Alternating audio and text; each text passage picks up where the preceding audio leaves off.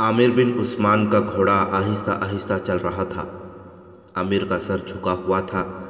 اس کی ناک میں انوشی کے بالوں کی خوشبو تر و تازہ تھی۔ وہ گالوں پر انوشی کے بالوں کے لمس کا گداز محسوس کر رہا تھا۔ وہ اس حسین جال سے نکلنے کی کوشش کر رہا تھا، اور وہ یہ بھی محسوس کر رہا تھا کہ اگر انوشی ایک بار پھر ایسی ہی تاریکی اور تنہائی میں اسے ملی تو اس کی قسمیں ٹوٹ جائیں گی، پھر وہ کہیں کا نہیں رہے گا۔ اس نے اپنے خیالوں کا رخ شمس النساء کی طرف پھیر دیا۔ تب اسے خیال آیا کہ شام خیمے نصب کرتے ہوئے وہ ذرا سی دیر شمس النساء کے پاس رکا تھا اور انہوں نے ملنے کا وقت اور جگہ طے کی تھی۔ اسے یاد آ گیا کہ وہ اسی جگہ کی طرف جا رہا تھا۔ راستے میں انوشی نے روک لیا۔ اس نے گھوم کر پیچھے دیکھا۔ اسے اندھیرے میں انوشی نظر نہ آئی۔ وہ ایک ٹیکری سے مڑ کر اس جگہ پہنچا جہاں شمس النساء کو آنا تھا۔ عامر نے جس طرح انوشی کا سایہ دیکھا تھا اسی طرح اسے شمس النساء کا سایہ نظر آیا جو گھوڑے کی طرف بڑھا۔ وہ گھوڑے سے اترا۔ کہاں رہے؟ شمس النساء نے اس سے پوچھا۔ بہت دیر سے انتظار کر رہی ہوں۔ میرے کام سے تم آگاہ ہو؟ عامر نے جھوٹ بولا۔ ادھر ہی آ رہا تھا کہ ایک جگہ کام سے رکنا پڑا اور اتنی دیر ہو گئی۔ اپنے آدمیوں کا بھی خیال رکھنا، شمس النساء نے کہا۔ وہ بہت ہوشیار ہیں، کسی کو ان پر شک نہیں ہوگا۔ شمس النساء ان اپنے آدمیوں کا ذکر کر رہی تھی جو حلب کے اندر سلطان ایوبی اور رضی خاتون کے لیے جاسوسی اور مخبری کرتے تھے۔ ان میں جو محل کے اندر ملازم تھے وہ اسی حیثیت سے ساتھ جا رہے تھے، اور جو شہر میں کوئی کام کاج کرتے تھے انہیں عارضی مزدوروں کے بہروپ میں راستے میں خیمے لگانے اور اکھاڑنے اور دیگر کاموں کے لیے ساتھ لے لیا گیا تھا۔ ان کے متعلق یہ طے کیا گیا تھا کہ موصل شہر میں مختلف کاموں پر لگا دیا جائے گا۔ رضی خاتون کی خادمہ نے یہ تمام آدمی شمس النساء اور عامر بن عثمان کو دکھا دیے تھے۔ آؤ کچھ دیر بیٹھ جائیں، شمس النساء نے اپنا بازو عامر کی کمر کے گرد لپیٹ کر کہا۔ عامر نے اپنا بازو شمس النساء کی کمر کے گرد لپیٹا۔ شمس النساء اس کے ساتھ لگ گئی، ایک قدم اٹھایا اور رک گئی۔ اس نے ناک عامر کے سینے سے لگا کر سونگھا اور اس سے الگ ہٹ کر بولی، تم کہاں تھے؟ کس کے پاس تھے؟ میں جانوروں کو دیکھ کر آ رہا ہوں، عامر نے جواب دیا۔ جانور عطر کب سے لگانے لگے ہیں؟ شمس النساء نے دبے دبے غصے سے کہا۔ تم نے کبھی عطر نہیں لگایا۔ عامر چپ رہا۔ شمس النساء نے کہا، تمہیں وہ خوبصورت ڈائن مل گئی ہوگی، تم اس کے جال میں آ گئے ہو۔ ابھی نہیں آیا شمسی، عامر نے کہا، وہ مجھے راستے میں مل گئی تھی، میں تمہیں بتانا نہیں چاہتا تھا۔ تمہیں کسی وہم میں مبتلا نہیں ہونا چاہیے، میں اتنا کچا آدمی نہیں ہوں۔ تم نے میرے سینے سے جو خوشبو سونگھی ہے وہ اسی کی ہے، لیکن تم میرے سینے کے اندر دیکھنے اور سونگھنے کی کوشش کرو۔ عامر کے لہجے میں گھبراہٹ کا ہلکا ہلکا لرزہ تھا۔ کہنے لگا، میں بہت پریشان ہوں شمسی، میں کوئی امیر یا حاکم یا سالار نہیں، ادنیٰ ملازم ہوں۔ انوشی مجھے آسانی سے انتقام کا نشانہ بنا سکتی ہے۔ معلوم ہوتا ہے آج اس نے تمہیں کچھ زیادہ ہی پریشان کیا ہے، شمس النساء نے کہا۔ بہت زیادہ، عامر بن عثمان نے جواب دیا۔ آج اس نے اپنا دل کھول کر میرے آگے رکھ دیا ہے۔ اس نے یہاں تک کہہ دیا ہے کہ وہ گنہگار اور بدکار ہے۔ اس نے مجھ پر واضح کر دیا ہے کہ وہ یہاں بدکاری پھیلانے اور بھائی کو بھائی سے لڑانے آئی ہے۔ اس نے مجھ سے پاک محبت کی التجا کی ہے اور کہا ہے کہ اس کے عوض جتنی دولت مانگو دوں گی۔ میں نے بڑی مشکل سے اس کے بازوؤں سے رہائی حاصل کی ہے۔ خدا کے لیے مجھے بتاؤ شمسی، میں کیا کروں؟ وہ دنیا کی ساری دولت میرے قدموں میں رکھ دے تو بھی میں تمہیں دھوکہ نہیں دے سکتا۔ پھر اسے دھوکہ دو، شمس النساء نے کہا۔ اسے وہی محبت دو جو وہ مانگتی ہے، اس کے عوض اس سے وہ راز لو جو ہم مانگتے ہیں۔ اس نے تمہیں بتا دیا ہے کہ اسے کس مقصد کے لیے یہاں بھیجا گیا ہے۔ تم تجربے کار اور دانش مند ہو، یہ تم خود سمجھ سکتے ہو کہ اسے صاف کہہ دو کہ تمہیں اندر کے رازوں کی ضرورت ہے، یا اسے بتائے بغیر اس سے راز اگلواتے رہو۔ میں یہ سوچ سکتا ہوں، عامر نے کہا، مگر ڈرتا ہوں کہ تم ایک نہ ایک دن میرے خلاف غلط فہمی میں مبتلا ہو جاؤ گی۔ میں تمہیں اور اپنی محبت کو خدا کے سپرد کرتی ہوں، شمس النساء نے کہا۔ ماں ہر روز مجھے جو باتیں بتاتی ہیں وہ میری روح میں اتر گئی ہیں۔ میری محبت مر نہیں سکتی، میں اسے اس عظیم مقصد پر قربان کر سکتی ہوں جو مجھے ماں نے دیا ہے۔ اپنے اللہ اور اپنے حلف کو یاد رکھو گے تو کوئی غلط فہمی پیدا نہیں ہوگی۔ اس نے پوچھا، کیا اسے معلوم ہو گیا ہے کہ تم مجھے ملتے ہو؟ اس نے ذکر نہیں کیا۔ عامر نے جواب دیا، اسے یقیناً معلوم نہیں۔ کام کی ایک بات سن لو، شمس النساء نے کہا۔ حلب میں روانگی سے کچھ دیر پہلے قاہرہ سے ایک آدمی یہ معلوم کرنے آیا ہے کہ عز الدین کی نیت کیا ہے اور صلیبیوں کے منصوبے کیا ہیں۔ اسے کوئی ٹھوس جواب نہیں دیا جا سکا۔ سلطان صلاح الدین ایوبی بہت جلدی قاہرہ سے فوج کے ساتھ روانہ ہونے کو تیار بیٹھے ہیں۔ اس آدمی نے بتایا ہے کہ سلطان ایوبی اس وجہ سے جلدی کوچ کرنا چاہتے ہیں کہ صلیبی فوج نے موصل، حلب اور دمشق کے طرف پیش قدمی کر دی تو قاہرہ سے فوج کو بروقت یہاں پہنچنا ممکن نہیں ہوگا۔ خطرہ یہ ہے کہ سلطان اپنی فوج لے آئیں اور صلیبیوں کی چال کچھ اور ہو تو سلطان کی فوج نقصان اٹھا سکتی ہے۔ ہمیں بہت جلد اپنے مسلمان امراء اور صلیبیوں کے عزائم معلوم کرنے ہیں۔ میں نے سنا تھا کہ سلطان صلاح الدین ایوبی کے جاسوس آسمان سے تارے بھی توڑ لاتے ہیں۔ عامر بن عثمان نے کہا، کیا صلیبی علاقوں میں اس کا کوئی آدمی نہیں؟ ماں نے مجھے بتایا ہے کہ اسحاق ترک ایک بڑا ہی قابل اور ہوشیار آدمی ہے۔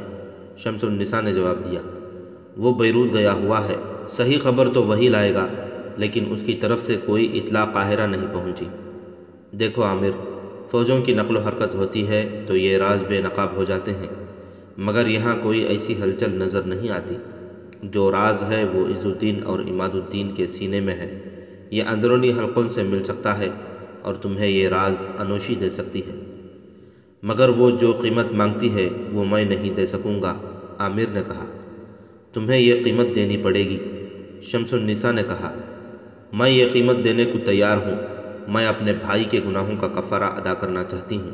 مذہب اور امت رسول صلی اللہ علیہ وسلم کی عظمت کے لیے ہماری آپس کی محبت اور دلوں کی خواہشیں کوئی معنی نہیں رکھتی۔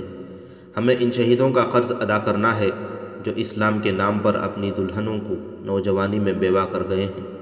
عامر، کچھ نہ سوچو، قربان ہو جاؤ۔ اس وقت اسحاق ترک بیروت میں تھا۔ بیروت صلیبی حکمران بالڈوین کی فرنگی لشکر کی بہت بڑی چھاؤنی بنا ہوا تھا۔ اس سلسلے کی پچھلی اقساط میں سنایا جا چکا ہے کہ بالڈوین کو ایک شکست سلطان ایوبی کے بھائی العادل نے دی تھی اور تھوڑے ہی عرصے بعد اس نے سلطان ایوبی کی فوج کو گھات میں لینے کی کوشش کی تو خود سلطان ایوبی کی گھات میں آ گیا تھا۔ وہ گرفتار ہوتے ہوئے بچا اور دونوں بار اس کی فوج تتر بتر ہو کر پسپا ہوئی۔ وہ تو جیسے راتوں کو سوتا بھی نہیں تھا، ان دونوں پسپائیوں کا انتقام لینے کے منصوبے بناتا رہتا تھا۔ اس نے الملک الصالح کو اپنا اتحادی بنا لیا تھا، مگر اس کا یہ اتحادی مر گیا۔ اب وہ عز الدین اور عماد الدین کو سلطان ایوبی کے خلاف اپنے محاذ میں شامل کر رہا تھا۔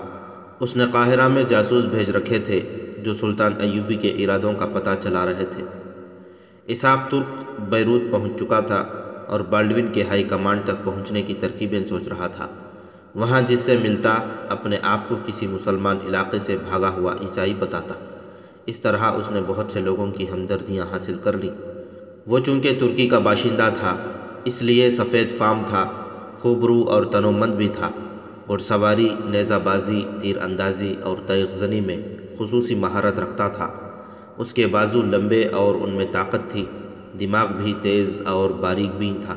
دوسروں کا دل موہ لینے کے لیے، بھڑکانے کے لیے اور ہر کسی کو اپنا گرویدہ بنانے کے لیے وہ مناسب ڈھونگ رچانے کے فن کا ماہر تھا۔ وہ اپنے ساتھیوں سے کہا کرتا تھا کہ میری اصل قوت میرا ایمان اور میرا کردار ہے۔ ان دنوں بیروت میں سلطان ایوبی کے خلاف جنگی تیاریاں ہو رہی تھیں۔ وہاں کے لوگوں کو فوج میں بھرتی کرنے کے لیے فوجی میلے ہو رہے تھے جن میں فوجی کرتب دکھاتے اور تیغ زنی وغیرہ کے مقابلے کرتے تھے۔ ایک روز اسحاق ترک ایسے ہی ایک مقابلے کا تماشا دیکھنے جا پہنچا۔ یہ صلیبیوں کا ایک پرانا کھیل تھا۔ دو گھوڑ سوار ہاتھوں میں لمبی برچھیاں تانے ایک دوسرے کی طرف گھوڑے سرپٹ دوڑاتے اور ایک دوسرے کو برچھی سے گھوڑے سے گرانے کی کوشش کرتے تھے۔ اگر کوئی پہلی بار نہ گرے تو ایک بار پھر ایک دوسرے کی طرف گھوڑے دوڑاتے اور ایک دوسرے کو برچھی سے گرانے کے لیے وار کرتے تھے۔ سوار زرہ بختر پہنے ہوتے تھے۔ یہ مقابلہ ہوتا رہا، سوار گرتے رہے، دوسروں کو مقابلے کے لیے للکارتے رہے۔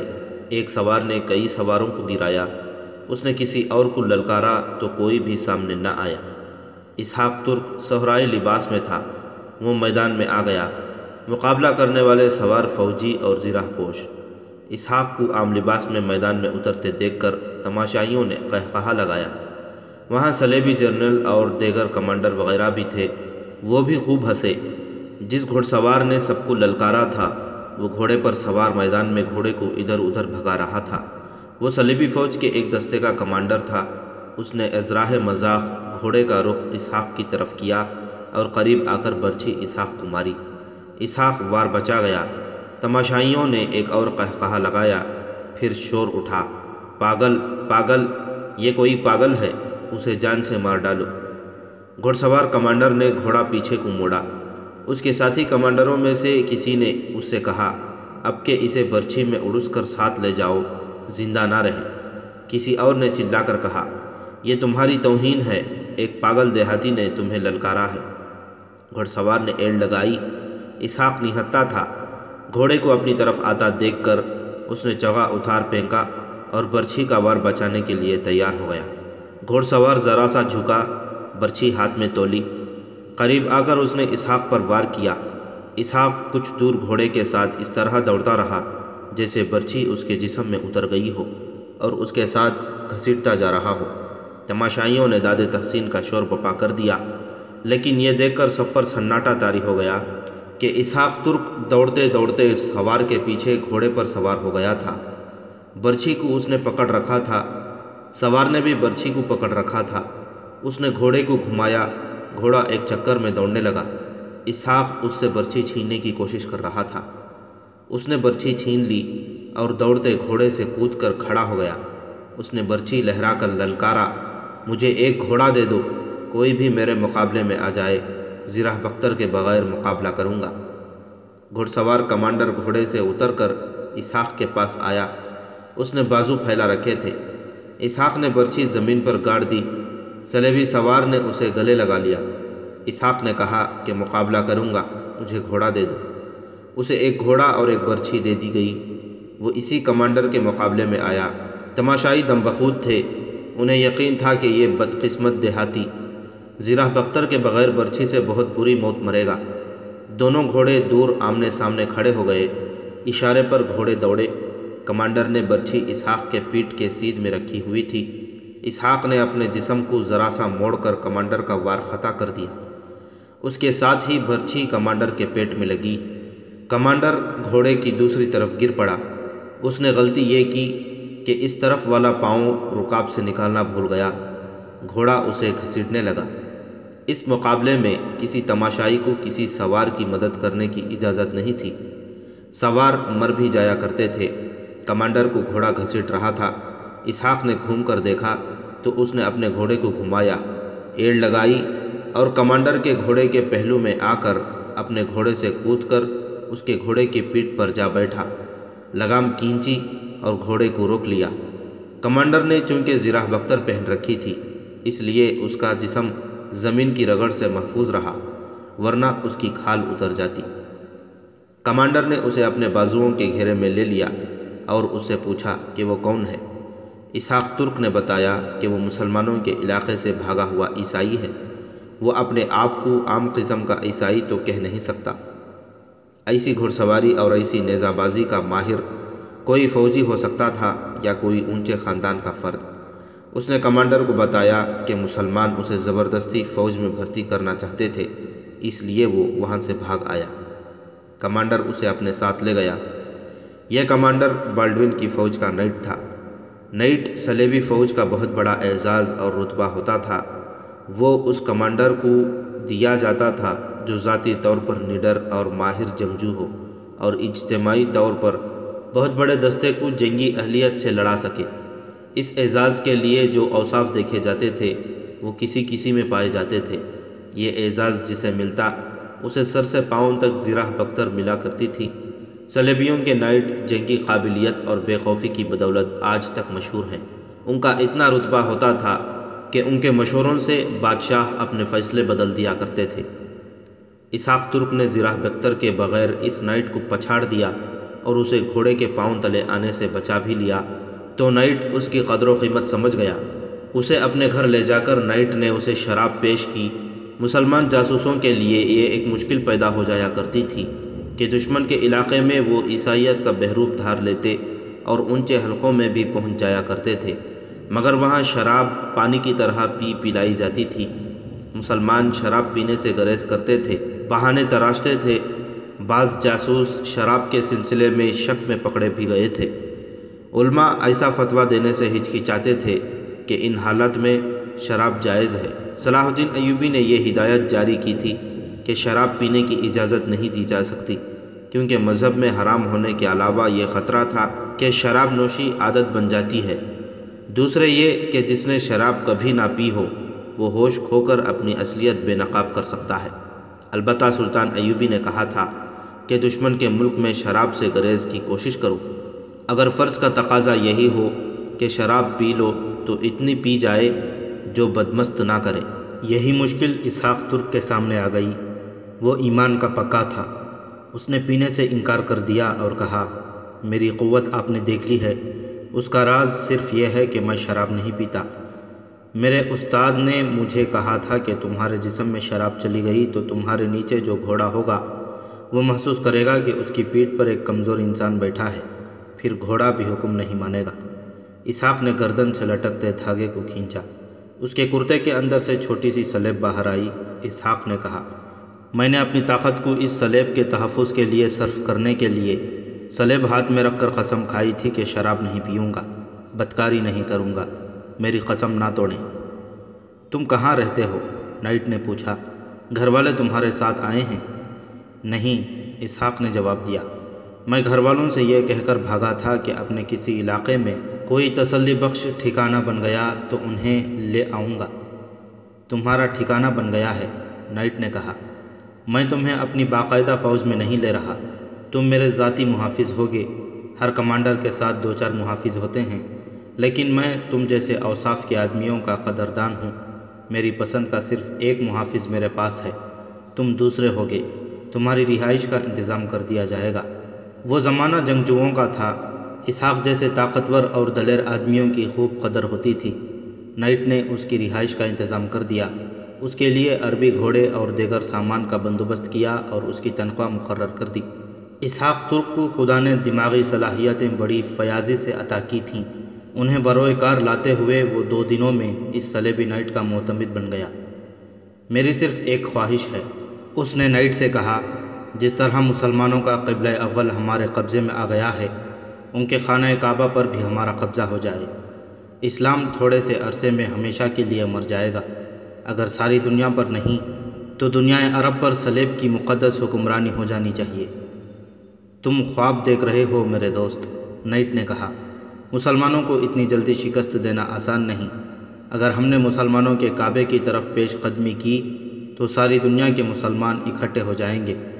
انہیں چھوڑ دو، ہم ابھی تک اکیلے صلاح الدین ایوبی کو شکست نہیں دے سکے۔ آپ لوگ اپنے ہی پیدا کیے ہوئے وہموں کا شکار ہو گئے ہیں۔ اسحاق ترک نے کہا، مسلمانوں میں اتحاد نہیں رہا، صلاح الدین ایوبی اپنے مسلمان دشمنوں میں اکیلا رہ گیا ہے۔ کیا حلب اور موصل کے نئے حکمران عز الدین اور عماد الدین آپ کے حمایتی نہیں؟ وہ آپ کی مدد کے محتاج اور منتظر ہیں۔ آپ کے جاسوسوں نے مسلمانوں کو کھوکھلا کر دیا ہے۔ میں آپ کو وہاں کی صحیح تصویر بتاتا ہوں۔ اس نے الفاظ میں ایسی تصویر پیش کی جس سے نائٹ کی باچھیں کھل گئیں۔ اسحاق نے ایسے مشورے دیے جو کوئی جرنیل ہی دے سکتا تھا۔ نائٹ کی آنکھیں کھل گئیں۔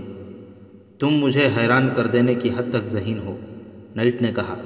ہم کچھ ایسے ہی منصوبے بنا رہے ہیں جو تمہاری خواہشوں اور عزائم کے مطابق ہیں۔ میرے اس مشورے کو ذرا اہمیت دیں کہ صلاح الدین ایوبی کی طرح چھاپہ مار جیش تیار کریں۔ اسحاق نے کہا، ایک جیش میرے حوالے کر دیں۔ میں مسلمان علاقوں اور ان کی نازک رگوں سے اچھی طرح واقف ہوں۔ مجھے دور اندر تک وہ جگہیں معلوم ہیں جہاں وہ رسد وغیرہ کے ذخیرے رکھتے ہیں۔ ادھر جنگ ہوئی تو ادھر ان کا کوئی ذخیرہ رہنے نہیں دوں گا۔ ایسا ہی ہوگا، نائٹ نے کہا، ہم تمہیں موقع دیں گے۔ میں نے تمہیں شمس النساء کے ساتھ باتیں کرتے دیکھا تھا، انوشی عامر بن عثمان سے کہہ رہی تھی۔ وہ موصل میں تھے، عامر نے اسے محبت کا جھانسا دے دیا تھا۔ انوشی آدھی رات کے بعد اس کے کمرے میں آ گئی تھی۔ کہنے لگی، شمس النساء مجھ سے زیادہ خوبصورت تو نہیں؟ اس کا نام نہ لو، عامر نے اکتاہٹ سے کہا۔ وہ شہزادی ہے، مجھے اپنا نوکر سمجھتی ہے اور حکم چلاتی ہے۔ میں کبھی اس کے پاس کھڑا ہوتا بھی ہوں تو یہ حکم کی تکمیل ہوتی ہے۔ تم سے بھی میں اسی لیے ڈرتا رہتا تھا، تمہیں بھی شہزادی سمجھتا رہا، لیکن تم نے میرا ڈر دور کر دیا ہے۔ پھر بھی کبھی کبھی ڈر آ ہی جاتا ہے کہ تم مجھے کسی دھوکے میں مبتلا کر رہی ہو۔ یہ نہ بھی ہوا تو اپنا یہ انجام مجھے صاف نظر آ رہا ہے کہ بڑوں نے مجھے تمہارے ساتھ دیکھ لیا تو مجھے تہخانے میں بند کر دیں گے۔ اگر تمہیں کسی نے تہخانے میں بند کیا تو میرے اشارے پر موصل کی اینٹ سے اینٹ بچ جائے گی، انوشی نے کہا اور اسے اپنے ساتھ لگا لیا۔ پیار سے بولی، تمہارا یہ ڈر بجا ہے، میں تمہیں کوئی دھوکہ دے رہی ہوں۔ میرا وجود ایک دلکش دھوکہ ہے، لیکن تم مجھے انسان کے روپ میں دیکھو، مجھے اپنی عبادت کرنے دو۔ انوشی پر بے خودی سی طاری ہو گئی۔ عامر بن عثمان کی انگلیاں اس کے بالوں میں رینگ رہی تھیں۔ رات گزرتی جا رہی تھی، انوشی کے لہجے اور انداز میں خمار سا آ گیا تھا۔ عامر بن عثمان کے لیے یہ بڑا ہی سخت امتحان تھا۔ وہ جوان تھا، تنومند تھا اور وہ غیر شادی شدہ تھا۔ کئی بار اس کے جذبات اپنے قابو سے نکل چلے تھے۔ اس نے دل ہی دل میں دھیان خدا کی طرف کر دیا اور خدا سے التجائیں کرنے لگا کہ اس کی ذات باری اسے جبر اور ہمت و استقلال عطا فرمائے۔ رات تھوڑی سی رہ گئی تھی جب انوشی اس کے کمرے سے نکلی۔ پھر ایسی 3-4 راتیں آئیں۔ انوشی اس کے وجود میں جذب ہو چکی تھی۔ اس نے دیکھ لیا تھا کہ عامر حیوان نہیں انسان ہے، مگر عامر کی ذات میں جو زلزلے بپا ہو گئے ہیں ان سے انوشی واقف نہیں تھی۔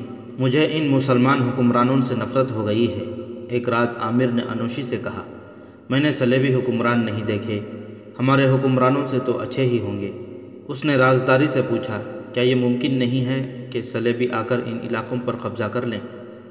انوشی بہت ہی چالاک لڑکی تھی، بچپن سے استادوں کے ہاتھوں میں کھیلی تھی۔ اس کا حسن قلعوں کی دیواریں توڑ دیتا تھا۔ جابر حکمرانوں کو وہ اپنا غلام بنا لیا کرتی تھی، مگر وہ انسانی فطرت کی کمزوریوں اور فطری تقاضوں اور مطالبوں سے آزاد نہیں تھی۔ کوئی بھی انسان خواہ وہ اوصاف اور عادات کے لحاظ سے درندہ ہی کیوں نہ بن جائے، اس کی فطرت کی زنجیروں سے آزاد نہیں ہو سکتا جو خدا نے بنائی ہے۔ یہ اس کی دکھتی رگ تھی جو اس نے عامر کے ہاتھ میں دے دی تھی۔ سچے پیار کی تشنگی اور عامر کے وجود نے اس کا ڈنک مار دیا تھا۔ وہ شراب کے نشے کو جانتی تھی، محبت کے خمار سے واقف نہیں تھی۔ یہ خمار جب طاری ہوا اور عامر نے صلیبی حکمرانوں کے حق میں بات کر دی تو انوشی کی تمام تر تربیت بیکار ہو گئی۔ اس نے عامر کے ساتھ ایسی باتیں شروع کر دیں جو جاسوس اور تخریب کار نہیں کیا کرتے۔ عامر کا مقصد پورا ہو گیا۔ اس نے بچ بچ کر سوال پوچھنے شروع کر دیے۔ اگر اس وقت انوشی کو اس کے صلیبی استاد یا عز الدین اور اس کے وہ 2 اعلیٰ حاکم دیکھتے جو اسے گوہر نایاب سمجھتے تھے تو یقین نہ کرتے کہ یہ وہ لڑکی ہے جسے وہ سوڈانی پری کہا کرتے ہیں۔ وہ معصوم سی بچی بنی ہوئی تھی اور اسے ذرہ بھر احساس نہیں تھا کہ وہ سلطنت اسلامیہ کی جڑیں کھوکھلی کرنے کے بجائے صلیب کو دمک کی طرح کھا رہی ہے۔ عامر بن عثمان اس کی فطرت کے تقاضے پورے کر رہا تھا۔ انوشی جب اس رات عامر کے کمرے سے نکلی تو رات کا آخری پہر تھا۔ وہ بڑے اہم راز عامر کے سینے میں ڈال گئی تھی۔ بہت دن گزر گئے تھے۔ بیروت میں اسحاق ترک اپنے صلیبی نائٹ کا ذاتی محافظ ہی نہیں، اس کا ہمراز، دوست اور قابل اعتماد ساتھی بن چکا تھا۔ اس نے یہ بھی دیکھ لیا تھا کہ بالڈوین کے فرنگی لشکر کے ایک بڑے دستے کا یہ کمانڈر صلیب کا اتنا خیر خواہ نہیں جتنا اپنی اس خواہش اور عزم کا غلام ہے کہ وہ اگلی جنگ میں بڑھ چڑھ کر کامیابی حاصل کرے اور شاہ بالڈوین سے عرب کا کوئی ٹکڑا انعام کے طور پر حاصل کر لے۔ اس کے دماغ پر خود مختار حکمرانی سوار تھی اور اس کی سوچیں اسی خواہش کے تابع تھیں۔ اسحاق ترک اپنے استاد علی بن سفیان کی تربیت کے مطابق اس کی نفسیات سے کھیلنے لگا۔ جس طرح انوشی جیسی خطرناک لڑکی فطرت انسانی کی کمزوریوں اور تقاضوں کے سامنے بے بس ہو گئی تھی، اسی طرح صلیبیوں کا یہ نائٹ اپنے نظریے سے ہٹ کر اور اپنی خواہشات سے مغلوب ہو کر یہ سوچنے کی ضرورت ہی محسوس نہیں کر رہا تھا کہ جس اجنبی کو اس نے اپنا دوست بنا لیا ہے وہ صرف اس کی نہیں، اس کے بادشاہ اور اس کی صلیب کی شکست کا پیامبر ہے۔ ایک روز نائٹ اسحاق ترک کو بیروت سے دور لے گیا۔ اسحاق کو پتہ چلا کہ نائٹ کا دستہ رات کو بڑی جلدی میں کوچ کر گیا ہے۔ نائٹ اس دستے کو مختلف جگہوں پر تقسیم کرنے کے لیے جا رہا تھا۔ اسحاق محافظ کے طور پر اس کے ساتھ تھا۔ دستے تک پہنچے تو دیکھا کہ خیمے نہیں لگائے گئے تھے، اس میں گھوڑ سوار بھی تھے اور پیادے بھی۔ نائٹ نے اپنے ماتحت کمانڈروں کو بلا کر مختلف جگہیں بتائیں اور حکم دیا کہ ان جگہوں پر وہ خیمے گاڑ لیں اور تیاری کی حالت میں رہیں۔ اسحاق پاس کھڑا یہ احکام سن رہا تھا۔ ہو سکتا ہے تمہیں 1 مہینے تک تیاری کی حالت میں رہنا پڑے، نائٹ نے اپنے چھوٹے کمانڈروں سے کہا، لیکن اکتا نہ جانا۔ ہمیں کل قاہرہ سے آئے ہوئے ایک جاسوس نے اطلاع دی ہے کہ صلاح الدین ایوبی نے بیروت کو محاصرے میں لے کر اس شہر پر قبضہ کرنے کا فیصلہ کر لیا ہے۔ ہمیں توقع تھی کہ وہ اب بھی دمشق کی طرف آئے گا اور سب سے پہلے اپنے مسلمان عمرہ کو، جن میں حلب، موصل اور ہرن کے عمرہ خاص طور پر قابل ذکر ہیں، اپنے ساتھ ملائے گا۔ اس کے بعد وہ ہمیں للکارے گا، مگر اب یہ قابل اعتماد اطلاع ملی ہے کہ وہ سب سے پہلے ہمارے دل پر وار کرے گا اور اس کے بعد اپنے ان عمرہ سے، جنہیں ہم نے اپنا درپردہ دوست بنا رکھا ہے، نپٹے گا۔ اگر ہمیں یہ اطلاع نہ ملتی تو ہم بیروت کے اندر اس محاصرے میں آ جاتے۔ تم میں سے بہت سے ایسے ہیں جنہیں یہ معلوم نہیں کہ صلاح الدین ایوبی محاصرے کا ماہر ہے۔ اس کے محاصرے میں آئی ہوئی فوج کے پاس صرف یہ چال رہ جاتی ہے کہ ہتھیار ڈال دے۔ صلیب کی برکت سے ہمیں پہلے ہی اشارہ مل گیا ہے۔ اسحاق سن رہا تھا۔ اس نے اپنے کپڑوں کے اندر پسینے کی نمی محسوس کی۔ اسے یہ سن کر غصہ آنے لگا کہ صلاح الدین ایوبی کے اندرونی حلقے میں بھی صلیبیوں کے جاسوس موجود ہیں، جنہوں نے اتنی خطرناک اطلاع یہاں پہنچا دی ہے۔ اسے معلوم تھا کہ مسلمان ایمان فروشی پر فوراً اتر آتے ہیں۔ سلطان ایوبی کے ہمراز حلقے میں کوئی صلیبی تو نہیں جا سکتا۔ اب یہ ذمہ داری اسحاق ترک بڑی شدت سے محسوس کرنے لگا کہ وہ قاہرہ پہنچے اور علی بن سفیان کو بتائے کہ اگر سلطان نے واقعی بیروت پر فوج کشی کا فیصلہ کر لیا ہے تو سیدھا بیروت نہ جائے۔ اس اطلاع سے ہم یہ فائدہ اٹھا رہے ہیں کہ جس طرح ہمارا دستہ اس علاقے میں گھات کی صورت میں بھیجا گیا ہے، اسی طرح چند اور دستے جن میں گھوڑ سوار زیادہ ہیں بیروت کے ارد گرد اور دور دور بھیج دیے گئے ہیں۔ صلاح الدین ایوبی کا استقبال وہ دستے کریں گے جو بیروت میں تیار ہوں گے۔ وہ اس کی فوج کو یہ تاثر دے کر الجھائیں گے کہ اس نے بیروت کو اچانک آ دبوچا ہے۔ وہ جب محاصرے کو تنگ کر رہا ہوگا ہم عقب سے اس پر حملہ کر دیں گے، پھر وہ بیروت کے اندر والی ہماری فوج اور ہمارے باہر والے دستوں میں آ کر ہمیشہ کے لیے پس جائے گا۔ جناب، ایک پرانی عمر کے کمانڈر نے کہا، یہ معلوم ہو چکا ہے کہ وہ کس طرف سے آئے گا؟ ابھی یہ معلوم نہیں ہو سکا، نائٹ نے جواب دیا۔ ممکن یہ نظر آتا ہے کہ وہ ہمارے علاقوں میں سے گزر کر آنے کا خطرہ مول لے گا۔ شاہ بالڈون نے ہدایت جاری کی ہے کہ راستے میں اس کے ساتھ جھڑپ نہ لی جائے، اسے دور اندر تک اور بیروت تک آنے دیا جائے۔ یہاں ہم اس کی فوج کو رسد سے محروم کر کے ماریں گے، اور آپ کو یہ تو معلوم ہوگا کہ بیروت سمندر پر واقع ہے۔ اسی کمانڈر نے کہا، وہ اپنی بحری قوت بھی استعمال کر سکتا ہے۔ وہ بحری قوت استعمال کرے گا، نائٹ نے کہا۔ اس کی بہت سی فوج بحری جہازوں سے آ رہی ہے، ہم نے اس کا بھی انتظام کر لیا ہے۔ ہم سمندر میں اس کا مقابلہ نہیں کریں گے، اس کی فوج کو اترنے کا موقع دیں گے۔ اس طرح ہم اس کے جہازوں کو تباہ کرنے یا انہیں بھاگنے کا موقع دینے کے بجائے جہازوں پر قبضہ کریں گے۔ میرے دوستوں، تم جانتے ہو فوج کو راز کی ایسی باتیں نہیں بتائی جاتی، کیونکہ جس طرح ہمارے جاسوس مسلمان علاقوں میں موجود ہیں، اسی طرح ہمارے علاقوں میں مسلمان جاسوس سرگرم ہیں۔ سپاہیوں کے منہ سے نکلی ہوئی بات صلاح الدین ایوبی کے کانوں تک پہنچ سکتی ہے، مگر بعض حالات میں اپنے کمانڈروں کو معلوم ہونا چاہیے کہ آنے والے حالات کیسے ہوں گے اور ان کا پس منظر کیا ہے۔ یہ احتیاط کریں کہ سپاہیوں کو پتہ نہ چلنے پائے کہ ہمیں صلاح الدین ایوبی کے متعلق کوئی اطلاع ملی ہے، ورنہ وہ اپنا فیصلہ بدل دے گا۔ کیا آپ کو مسلمان عمرہ کی نیت کا علم ہے؟ ایک اور کمانڈر نے پوچھا۔ ایسا نہ ہو کہ وہ ہم پر حملہ کر دیں۔ ان کی طرف سے ہمیں کوئی خطرہ نہیں، نائٹ نے کہا۔ حلب کا والی عز الدین موصل میں آ گیا ہے اور موصل کا امیر عماد الدین حلب چلا گیا ہے۔ یہ تبادلہ ہماری کارستانی سے ہوا ہے، وہاں کے حالات ہمارے قبضے میں ہیں، البتہ یہ توقع رکھی جا سکتی ہے کہ ان میں سے کوئی مسلمان حکمران صلاح الدین ایوبی پر حملہ کر دے یا اسے رسد دینے سے انکار کر دے۔ بہرحال یہ یقین ہے کہ اپنے مسلمان امراء کی طرف سے صلاح الدین ایوبی کو تعاون نہیں ملے گا۔ رات کو اسحاق ترک نے نائٹ کے ساتھ سلطان صلاح الدین ایوبی کے متعلق حملے اور بیروت کے محاصرے پر تبادلہ خیال اور خوشی کا اظہار کیا کہ اسے اپنی خواہش کی تکمیل کا موقع مل جائے گا۔ اس نے کچھ اور ضروری باتیں معلوم کر لیں۔ اس کے سامنے اب یہ مسئلہ تھا کہ وہاں سے نکلے اور قاہرہ پہنچے۔ وہ آسانی سے فرار ہو سکتا تھا، لیکن اس نے سوچ لیا تھا کہ غائب ہو جانے سے نائٹ کو شک ہو جائے گا کہ یہ جاسوس تھا جو سب کچھ دیکھ کر چلا ہے، لہٰذا وہ اپنی اسکیم میں رد و بدل کر لیں گے۔ وہ نائٹ کو بتا کر جانے کی سوچنے لگا۔ اسے ایک بہانہ مل گیا جو یہ تھا کہ وہ اپنے گھر کے تمام افراد کو مسلمان علاقے میں چھوڑ آیا ہے۔ اب چونکہ اس کا ٹھکانہ بن گیا ہے، اس لیے وہ انہیں وہاں سے نکالنا چاہتا ہے، ورنہ مسلمان انہیں پریشان کریں گے۔ یہ بہانہ پیش کر کے اس نے نائٹ سے کہا، 1 مہینے بعد ہم جنگ میں الجھ جائیں گے، پھر نہ جانے کب فرصت ملے۔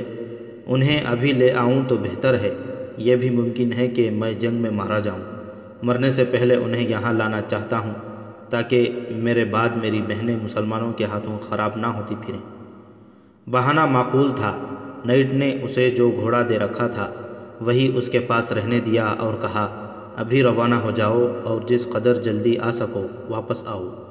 اسحاق ترک اس صلیبی نائٹ سے زیادہ جلدی میں تھا۔ اسے بہت جلدی قاہرہ پہنچنا تھا، لیکن اس سے پہلے حلب اور موصل جانا ضروری تھا، کیونکہ اس کے کانوں میں وہاں کے حکمرانوں اور امراء کے متعلق کچھ باتیں پڑی تھیں۔ اسے یہ پتہ نہیں چل سکا تھا کہ سلطان ایوبی جب ان علاقوں میں فوج لائے گا تو موصل کے حکمرانوں اور سالاروں کا رویہ کیا ہوگا۔ اسے معلوم تھا کہ حلب میں اس کے ساتھی جاسوس کون کون ہیں اور وہ کہاں مل سکتے ہیں، مگر نائٹ کی زبان سے اس نے سنا تھا کہ عز الدین موصل اور عماد الدین حلب چلا گیا ہے۔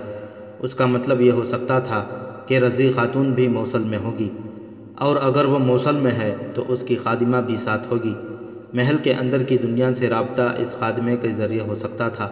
بہرحال اسے وہاں کے حالات کا اور حالات کی خبر دینے والے خفیہ ساتھیوں کا کچھ پتہ نہ تھا، سوائے 2 کے جو موصل میں تھے۔ وہ اسی رات روانہ ہو گیا۔ گھوڑا اچھا تھا، اسحاق ماہر سوار تھا، مہینوں کی مسافت دنوں میں طے کرنے کا اسے تجربہ تھا۔ وہ فاصلہ طے کرتا اور خدا سے یہی دعائیں مانگتا جا رہا تھا کہ اس کے قاہرہ پہنچنے سے پہلے سلطان ایوبی کوچ نہ کر چکا ہو۔ گھوڑا دوڑ سے تھک گیا تو اسحاق نے اسے روکا نہیں۔ گھوڑا اپنی سہولت کی چال آہستہ آہستہ چلتا گیا۔ اسحاق نے آگے جھک کر پیٹھ زین کے ساتھ لگا لیا اور چلتے گھوڑے پر سو گیا۔ شہر کی تاریکی میں اس کی آنکھ کھلی۔ اس نے گھبرا کر آسمان کی طرف دیکھا۔ اس کی رہنمائی کرنے والا ستارہ چمک رہا تھا۔ گھوڑا صحیح سمت جا رہا تھا۔ صبح کی روشنی میں ایک جگہ گھوڑے کو پانی پلایا اور کچھ کھلا کر اس نے خود بھی ذرا آرام کیا، گھوڑے کو بھی آرام دیا اور چل پڑا۔ وہ دن بھی گزر گیا، رات آئی اور گزر گئی۔ صلیبی نائٹ کے دیے ہوئے عربی گھوڑے نے اسحاق کا خوب ساتھ دیا۔ سورج غروب ہونے میں ابھی بہت دیر تھی جب اسے موصل کے میناروں کے کلس نظر آنے لگے۔ اسحاق ترک اس شہر سے اچھی طرح واقف تھا اور اسے اپنے 2 ساتھی جاسوسوں کے ٹھکانے کا بھی علم تھا۔ اسے معلوم نہیں تھا کہ وہ اسے کچھ بتا سکیں گے یا حلب کا راستہ دکھا دیں گے۔ عز الدین کو اطمینان ہو گیا کہ رضی خاتون اس کی زوجیت میں خوش ہے اور اب وہ اس کے کاموں کے متعلق کوئی بات نہیں کرتی، نہ کچھ پوچھتی ہے۔ رضی خاتون نے اس سے یہ بھی نہیں پوچھا تھا کہ اس نے عماد الدین کے ساتھ امارتوں کا تبادلہ کیوں کر لیا ہے۔ رضی خاتون نے جس مقصد کے لیے عز الدین کے ساتھ شادی کی تھی وہ تو پورا نہ ہو سکا، تاہم وہ اس پہلو کو دیکھ کر مطمئن ہو گئی کہ وہ پر اسرار دنیا کے اندر آ گئی ہے اور سلطان ایوبی نے یہاں جاسوسی کا جو جال بچھا رکھا ہے اسے وہ مزید مضبوط اور کارآمد بنا رہی ہے۔ شمس النساء کو اس نے تربیت دے لی تھی اور اس کی یہ بیٹی لڑکپن کے کھلنڈرے جذبات سے نکل کر مجاہدہ بن گئی تھی۔ اس لڑکی نے عز الدین کے ذاتی محافظ عامر بن عثمان کو مخبر اور جاسوس بنا دیا تھا۔ اس کے لیے اس نے یہ قربانی دی تھی کہ اسے ایسی چالاک لڑکی کے حوالے کر دیا تھا جو عامر کو اس سے ہمیشہ کے لیے چھین سکتی تھی۔ عامر بن عثمان نے انوشی کے سینے سے جتنے راز نکالے تھے وہ شمس النساء کے ذریعے رضی خاتون تک پہنچا دیے تھے۔ یہ نہایت اہم راز تھے جو قاہرہ تک پہنچانے تھے۔ حلب سے سلطان ایوبی کے جو جاسوس آئے تھے ان کے کمانڈر سے پوچھا گیا تھا کہ قاہرہ جانے والا کوئی آدمی تیار کرو۔ اس نے کہا تھا کہ اسحاق ترک بیروت سے آ جائے گا، وہاں کی جب تک خبر نہیں ملے گی قاہرہ کے لیے اطلاع نامکمل رہے گی۔ علی بن سفیان سے سلطان ایوبی بار بار کہہ رہا تھا کہ صلیبیوں کے آئندہ اقدام کے متعلق معلومات حاصل کرو۔ انوشی نے عامر بن عثمان کو جو باتیں بتائی تھیں وہ غلط نہیں ہو سکتی تھیں۔ وہ عز الدین اور اس کے خصوصی مشیروں پر اتنی غالب آئی ہوئی تھی کہ وہ اس لڑکی کی موجودگی میں انتہائی نازک باتیں کرتے رہتے تھے۔ ان لوگوں کے ساتھ اسے کوئی دلچسپی نہیں تھی، انہیں وہ قابل نفرت انسان سمجھتی تھی۔ وہ تو اپنا فرض ادا کر رہی تھی، اسے ابھی یہ معلوم نہیں ہوا تھا کہ جس عامر کو وہ دل و جان سے چاہتی ہے وہ اپنا فرض ادا کر رہا ہے۔ عامر کا انداز ایسا تھا جیسے وہ اپنی دلچسپی کی خاطر ایسی باتیں پوچھ رہا ہو۔ عز الدین نے رضی خاتون کی سیر کے لیے بھگی وقف کر رکھی تھی۔ ایک شام رضی خاتون شمس النساء کے ساتھ باہر نکل گئی۔ شہر کے قریب ہی سبزہ زار تھا جس میں ایک چشمہ بھی تھا۔ یہ جگہ اتنی خوبصورت تھی کہ صرف شاہی خاندان کے لیے وقف کر دی گئی تھی۔ رضی خاتون کے ساتھ اس کی خادمہ بھی تھی اور محافظ کے طور پر علی بن سفیان بھی ساتھ تھا۔ عز الدین کو عامر پر بھروسہ تھا اور اس نے عامر کو حکم دے رکھا تھا کہ رضی خاتون جب بھی سیر کے لیے باہر جائے تو عامر ساتھ ہو۔ اس جگہ پہنچ کر بھگی کو دور کھڑا کر دیا گیا۔ رضی خاتون اور شمس النساء چشمے کی طرف چلی گئیں، عامر بن عثمان بھی ساتھ رہا۔ یہ صرف سیر نہیں تھی بلکہ سیر کے بہانے عامر سے معلوم کرنا تھا کہ اسے اور کیا کچھ معلوم ہوا ہے۔ اس وقت اسحاق ترک موصل میں اپنے ایک ساتھی کے پاس پہنچ چکا تھا اور یہ ساتھی اسے بتا رہا تھا کہ رضی خاتون بھی ان کے گروہ میں شامل ہو گئی ہے بلکہ سرپرستی کر رہی ہے۔ ان دونوں کے درمیان کچھ باتیں ہوئیں تو ان کا ایک اور ساتھی آ گیا۔ اس نے اسحاق کو بتایا کہ رضی خاتون کی خادمہ اس وقت چشمے پر گئی ہے، بہتر ہے اسحاق اسے وہاں ملے۔ اسحاق نے اپنے ان ساتھیوں کو بتایا تھا کہ وہ بہت جلدی میں ہیں اور کام کی کوئی بات معلوم ہو سکے تو وہ رات رکنے کے بجائے فوراً قاہرہ کو روانہ ہو جائے۔ اسی لیے اسے بتایا گیا تھا کہ خادمہ چشمے پر ملے گی۔ اس آدمی نے رضی خاتون کی سواری ادھر جاتے دیکھی تھی۔ اسحاق کو یہ تو بتا ہی دیا گیا تھا کہ رضی خاتون بھی ان کے ساتھ ہے، لہٰذا امید رکھی جا سکتی ہے کہ اس کے ساتھ بھی ملاقات ہو جائے۔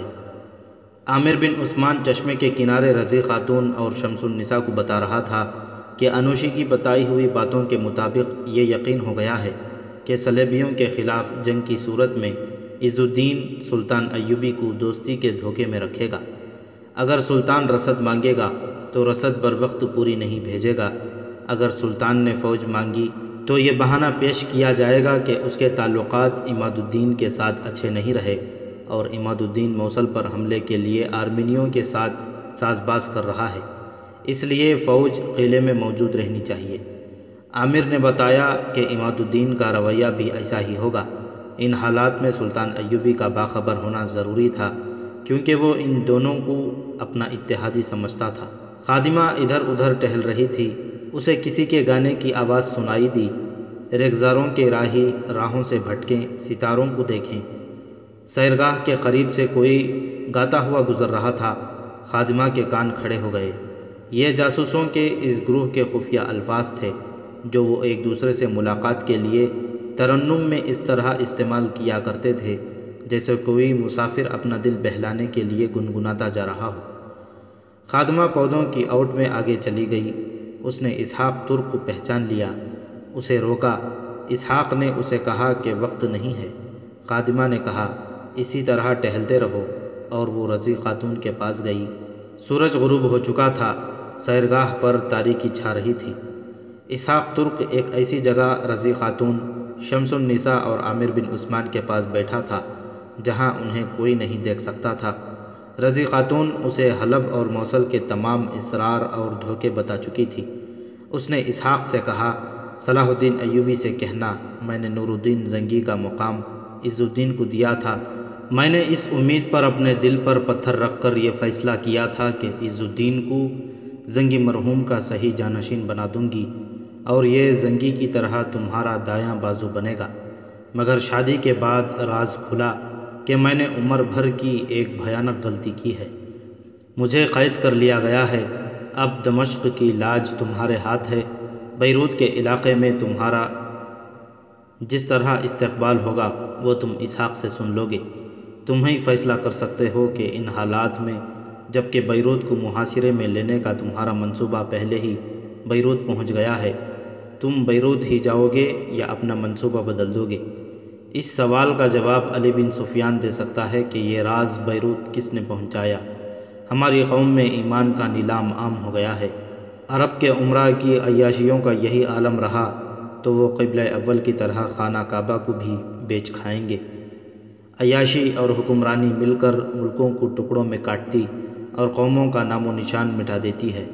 عز الدین اور احمد الدین پر بھی بھروسہ نہ کرنا، یہ تمہیں مدد نہیں، مدد کا دھوکہ دیں گے۔ بیروت کے بجائے حلب اور موصل کو محاصرے میں لے کر ان ایمان فروش حکمرانوں سے ہتھیار ڈلوا لو اور یہ اہم علاقے اپنے علم برداری میں لے لو تو یہ اسلام کی بہت بڑی خدمت ہوگی۔ اپنے آباء و اجداد کی تاریخ پر ایک نظر ڈالو۔ ہمارے بادشاہوں نے ہمیشہ ملکوں کے سودے کیے ہیں اور ان سودوں پر اسلام کے سپاہی نے لکیر پھیر دی اور قوم کی لاج رکھی ہے۔ دشمن کو صرف سپاہی دیکھتا ہے اور دشمن کے ہاتھوں صرف سپاہی کٹتا اور مرتا ہے۔ اس لیے وطن اور قوم کی قدر و قیمت صرف سپاہی جانتا ہے۔ جب یہ عیاش حکمران دشمن کی بھیجی ہوئی شراب، حسین لڑکیوں اور دشمن کے نشے میں بدمست پڑے ہوتے ہیں، اس وقت اللہ کے سپاہی ریگزاروں، کوہستانوں اور سمندروں میں کٹ رہے ہوتے ہیں۔ صلاح الدین بھائی، تمہاری عمر بھی صحراؤں میں لڑتے گزر رہی ہے۔ میرا پہلا خاوند بھی ساری عمر دین کے دشمنوں سے لڑتا رہا۔ جب تم ایمان فروش حکمرانوں کے خلاف اٹھتے ہو تو وہ تمہیں اپنی قوم کا قاتل اور غدار کہتے ہیں۔ ان فتووں کی پرواہ نہ کرو، یہ سب صلیبیوں اور یہودیوں کے فتوے ہیں جو ہمارے اپنے بھائی تمہارے خلاف داغ رہے ہیں۔ آؤ، طوفان کی طرح آؤ، خدا تمہارے ساتھ ہے، میں تمہارے لیے زمین ہموار کر رہی ہوں۔ یہاں کا بچہ بچہ تمہارے ساتھ ہوگا، باقی خبریں اسحاق سے سن لینا۔